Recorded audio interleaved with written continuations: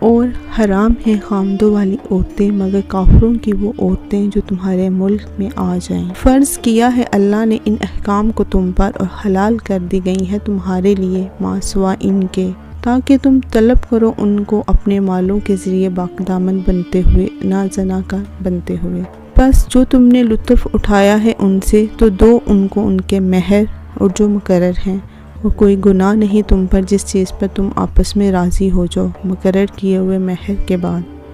بے شک اللہ تعالیٰ علیم و حکیم ہے۔ اور جو نہ رکھتا ہو تم میں سے اس کی طاقت کے نکاح کرے آزاد مسلمان عورتوں سے تو وہ نکاح کرے جو تمہارے قبضہ میں ہیں، تمہاری کنیزیں جو مسلمان ہیں، اور اللہ تعالیٰ بہتر جانتا ہے تمہارے ایمان کی کیفیت کو، بعض تمہارا بعض کی جن سے ہے،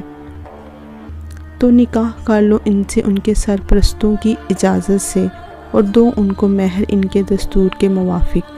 تاکہ نکاح سے وہ پاک دامن بن جائیں، نہ علانیہ زناکار اور نہ بنانے والی ہوں پوشیدہ دوست۔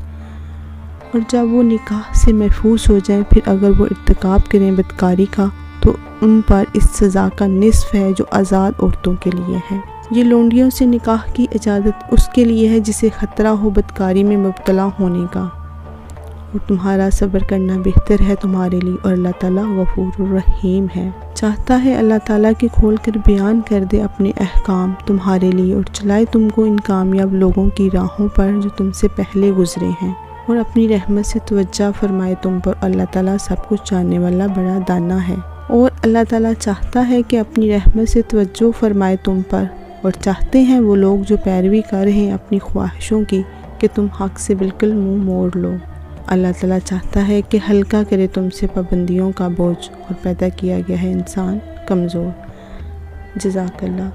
یا اللہ ہمیں قرآن پڑھنے، سمجھنے اور اس پر عمل کرنے کی توفیق عطا فرما، آمین ثم آمین۔ اور حرام ہیں خامدوں والی عورتیں مگر کافروں کی وہ عورتیں جو تمہارے ملک میں آ جائیں۔ فرض کیا ہے اللہ نے ان احکام کو تم پر اور حلال کر دی گئی ہے تمہارے لیے ما سوا ان کے، تاکہ تم طلب کرو ان کو اپنے مالوں کے ذریعے باقدامن بنتے ہوئے، نہ زناکار بنتے ہوئے۔ بس جو تم نے لطف اٹھایا ہے ان سے تو دو ان کو ان کے مہر اور جو مقرر ہیں، اور کوئی گناہ نہیں تم پر جس چیز پر تم آپس میں راضی ہو جاؤ مقرر کیے ہوئے مہر کے بعد،